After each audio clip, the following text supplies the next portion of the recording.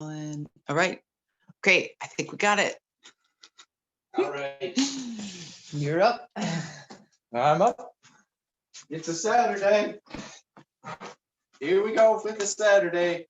Hope everybody's doing good. It's pretty snowy day here still. Let's start with some little rocking. Just gently waking up the body, which I need more than anybody else because I woke up late today.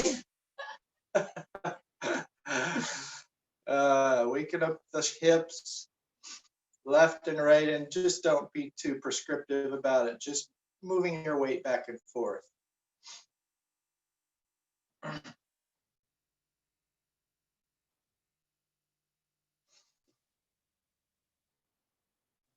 Good, let's do a little run in place. Good to see everybody's face this morning.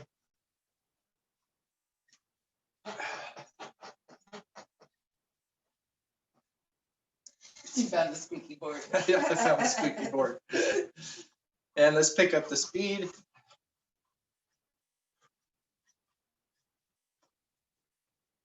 And pick it up even more. As you go faster, you might go smaller. Or not, you can really push it. Depending on if you're more awake than I am. And let's just run in a circle, same speed. Other way. Even a little faster. Okay, stop.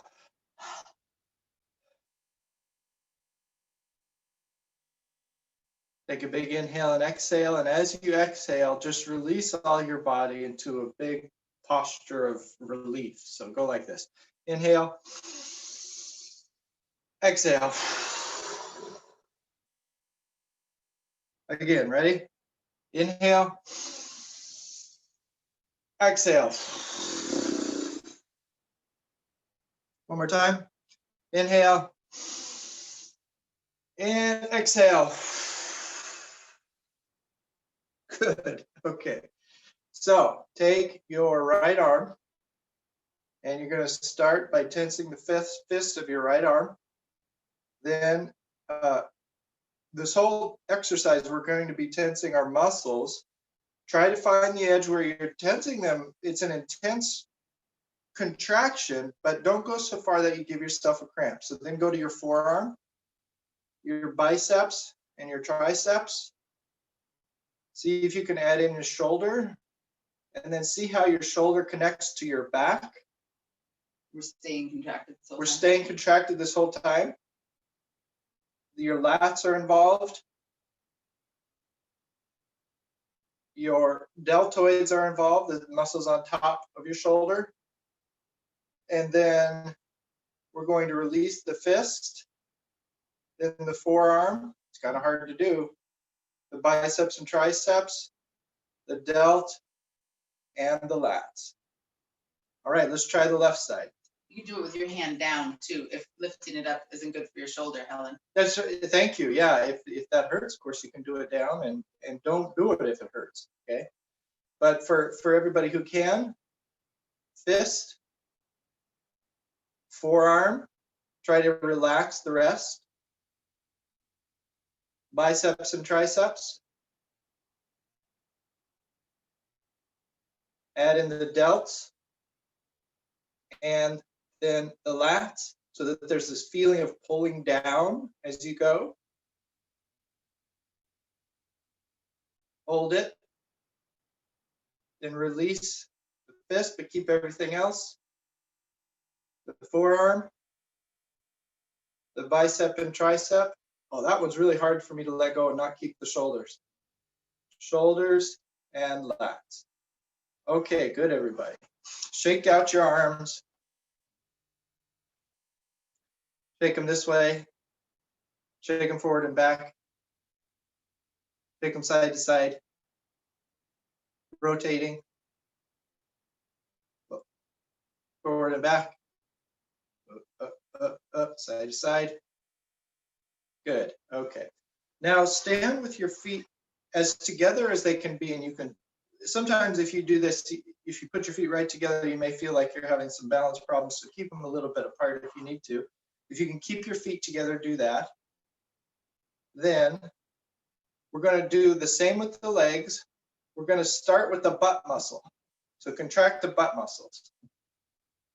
Then lift up your kneecaps by contracting your quadriceps.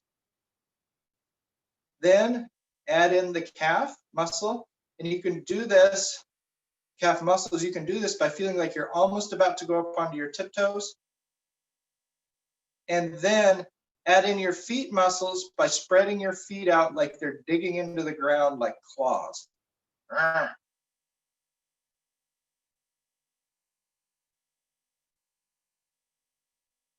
Again, not so much you're cramping. You can find the right amount of intensity for you. Release your butt. Now release your quads. Now go back to go back onto your heels so that your calves release, and then release your toes and feet. And then fall over. Okay, let's shake out the legs. We'll do one more like that real quick. Feet together. Starts with the butt. Then lift the kneecaps. Lift the kneecaps by contracting the quadriceps. Can you add in the hamstrings as well? That's advanced. Then go move your weight forward so that it looks like you're about to go up onto your tippy toes, so that then your calf muscles contract. You could even go up a little bit, an inch. And then spread your feet out so it feels like you're really digging down your roots into the ground. Okay, relax your butt. Relax your quads, hamstrings. Move yourself back over your center. Release the muscles of your feet. It's hard to do that in sequence, but you get the idea. All right, shake your legs out again. Let's shake out the whole body. If you have the house to yourself, Helen, you can make funny noises whenever you like. Because the only one that's going to care is the dog, and the dog is just used to that sort of thing. All right, let's set up for meditation.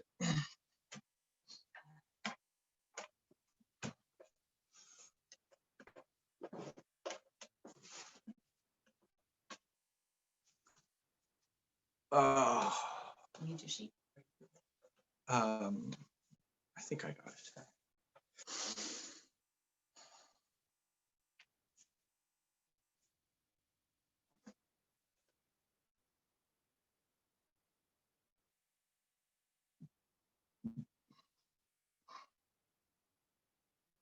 All right, it looks like everyone's just about arrived.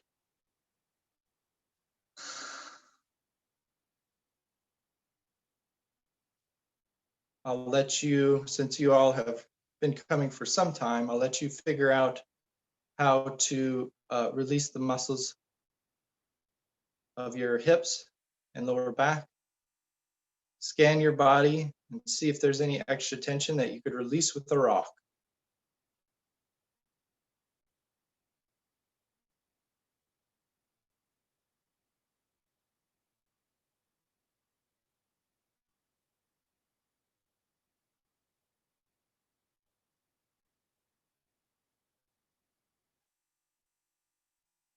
Growing taller.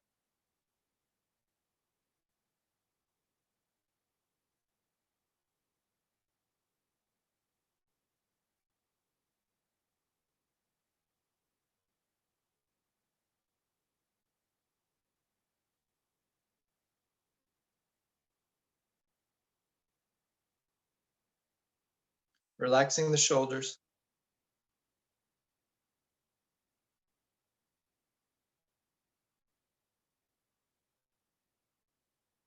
Relaxing the neck.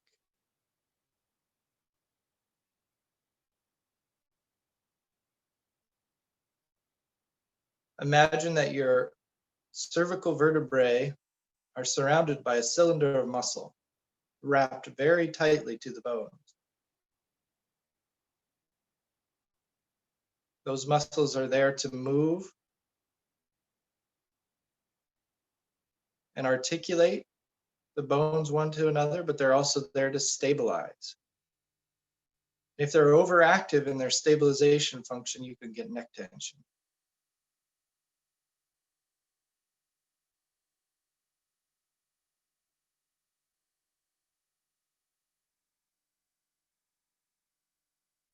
So ask that cylinder of muscle to release 10% of its stabilization. That feels okay, try 25.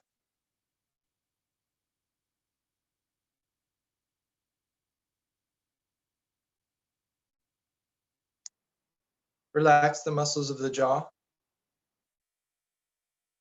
You can do that by feeling the weight of the jawbone. Let it just hang. You can do this better than I can because you don't have to talk. And the muscles of the cheeks.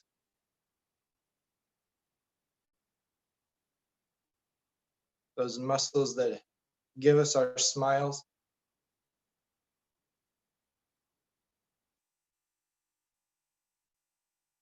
We don't have to maintain a facial expression while we're here. Relax your eyes and the muscles that move your eyes about.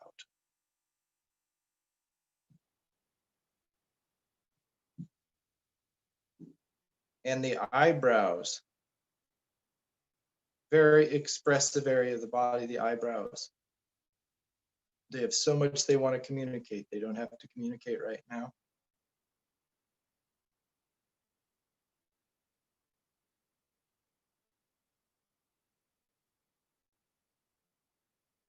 Imagine a source of energy right between the eyebrows, and that source of energy just helps those eyebrows relax and helps the forehead muscles to relax.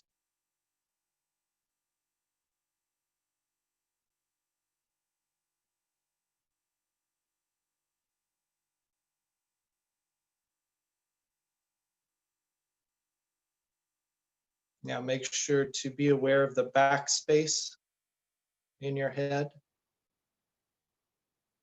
so that your head is not shooting forward.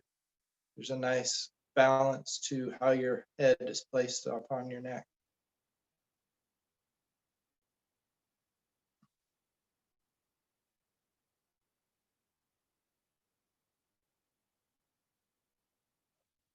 Now we'll jump to the hands.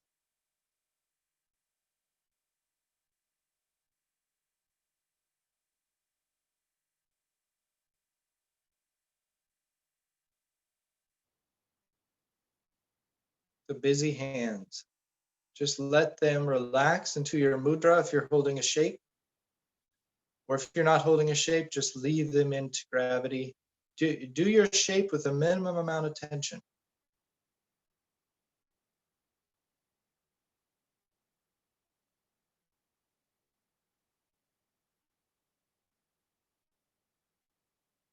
There are muscles between each of the bones of your hands that move and stabilize. Relax between the bones of your hands.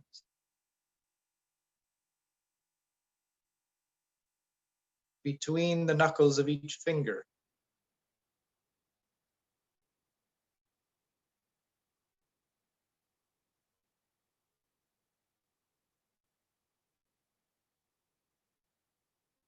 Okay, now as we have our focus so narrowed down to the knuckles of the finger, now widen your focus to your entire body.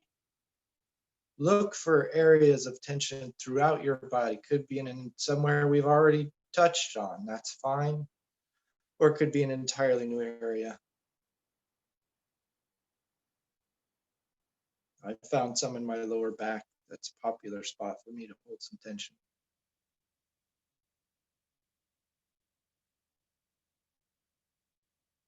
Okay, narrowing our focus back down again to our feet.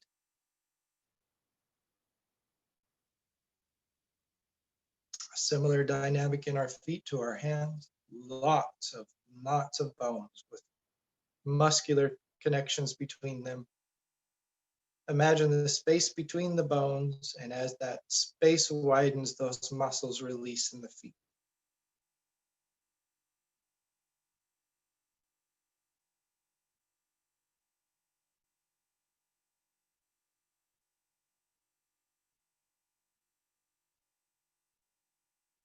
Now focusing just on the big toe on both feet. Feeling the space in the joints of the big toe.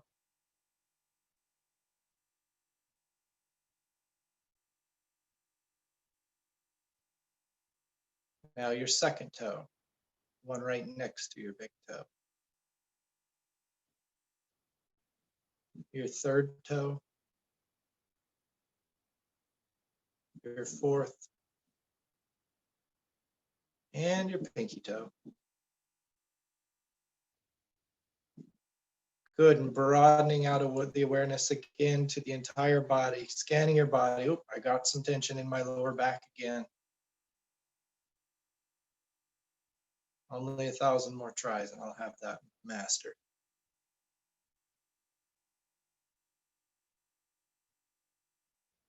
Where are you holding tension?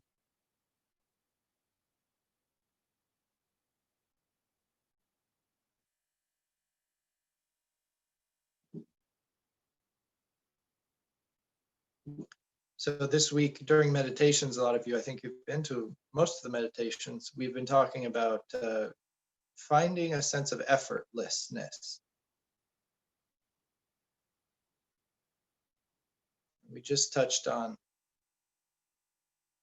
releasing the effort in our muscles. Now we're going to go and see if there's any emotional residue, anything we're holding in our emotions.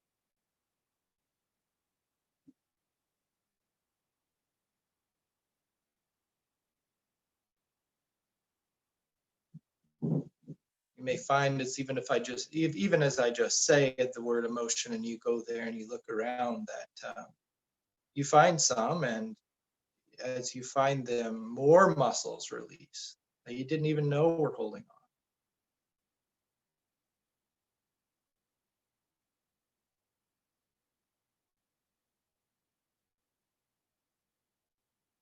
And with emotions, the best thing to do is to become the watcher of them. Don't berate them for being there. Recognize that the emotions are there, but you are not your emotions. You are the watcher of your emotions.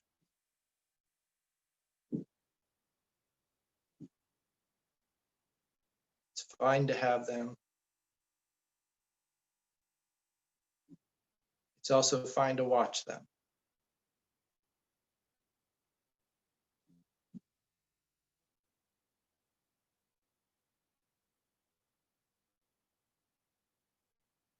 What shape are they? What color are they within your? My emotions are almost always in my torso area somewhere. When I have to, when someone says you have to pinpoint it, where are they? Always in my torso somewhere. Usually in the stomach or the heart area. Sometimes very intense emotions get up towards my neck.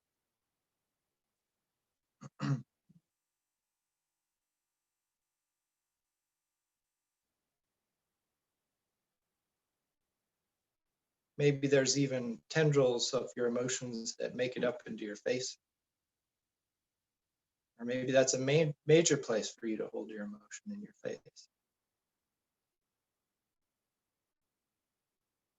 Could be anywhere.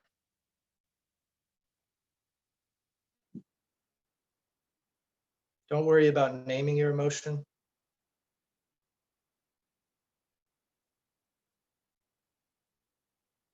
Every moment, there's no doubt a different emotional landscape.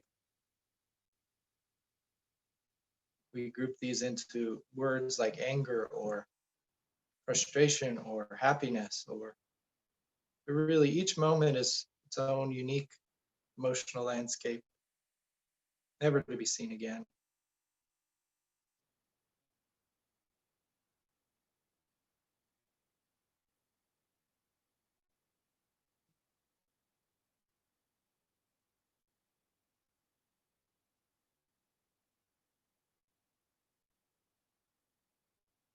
So we've talked about the effort of the muscles, and we've talked about the effort of the emotions.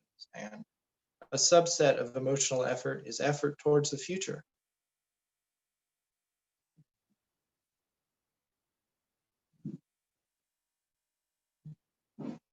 Are you living in two places at once? Are you here and in the future also?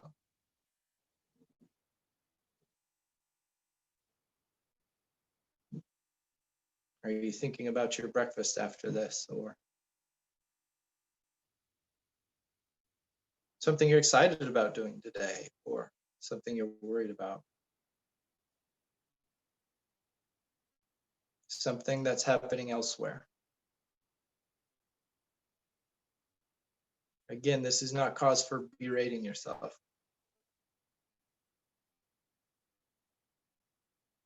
We just notice the effort. We notice the emotional effort towards the future. And oftentimes, as we notice it, it's just like touching a bubble in the air, like, the bubbles the kids blow, the soap bubbles, they go out and you just touch it and pop, there it goes. And what you're left with is just this moment. It's okay if they don't pop also.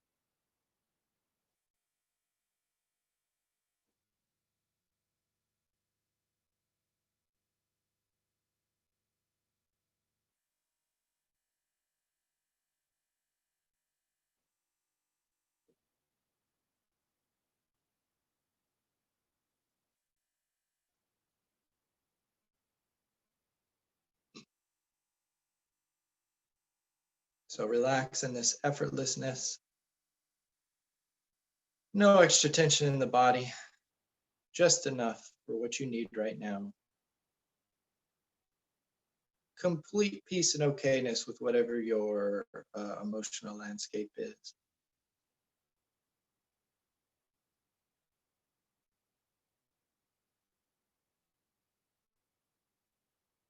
And finally, the last layer of effort that we touched on this week was the layer of thought.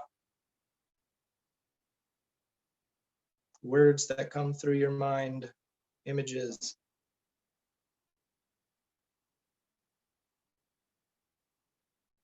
Similar to how we approach the emotions, we do not try to fight the thought. We don't try to force a thoughtless state.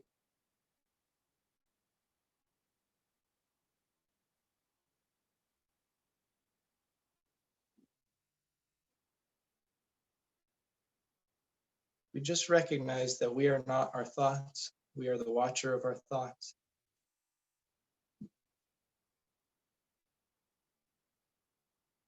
We let them play out one at a time or 100 at a time.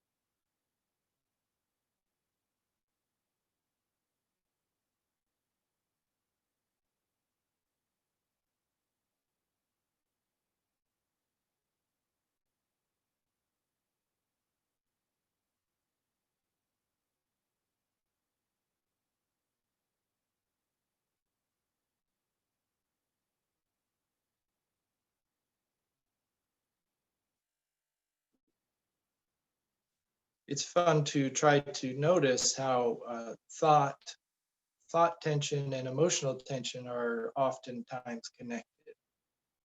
Emotions are generators of thought. Let's see, from a certain perspective, they generate a lot of thoughts. Your anxiety generates thought, particularly the negative emotions drive thoughts. The happier ones seem to not generate them as much.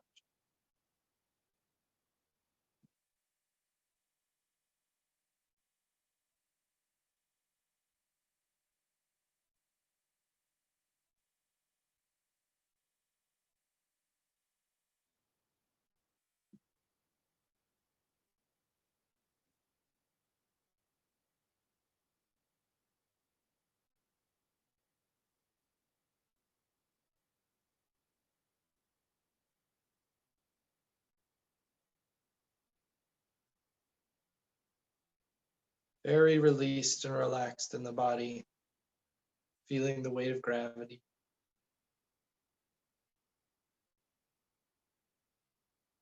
Open and spacious in your emotional landscape, allowing whatever to come through to come through.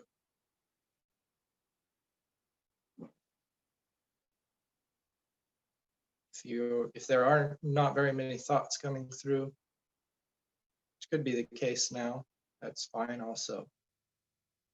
Enjoy the peace and quiet.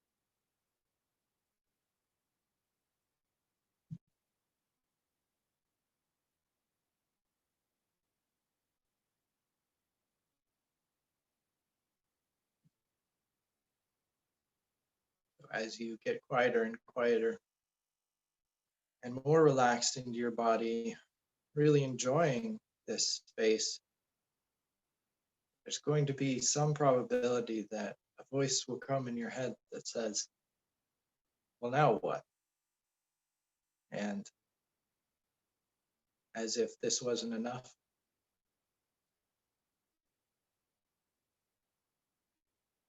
and it's very easy to identify with that thought and think of it as more real than it is. Just watch that thought like the rest of them.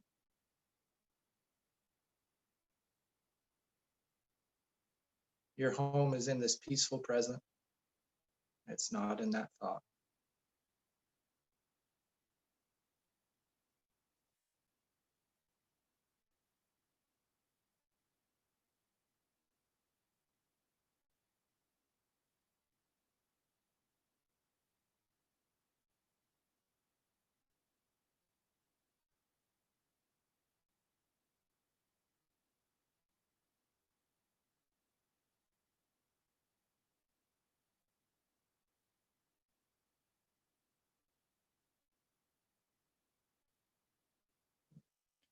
Got about a minute left, so let's just start to try to bring ourselves back to a more external awareness. You can wiggle your fingers and toes. And try not to snap back to your tension in your muscles or your emotion. See if you can't keep some sense of this base of the peaceful present as you open your eyes and go about your day. If it lasts about 30 seconds after the meditation, that's pretty good. So go ahead and open your eyes. Shake out your hands, move your legs around. Have a whole Saturday, a whole weekend ahead of us. Pretty excited about that. Thanks for joining us today. And we'll see you on Monday.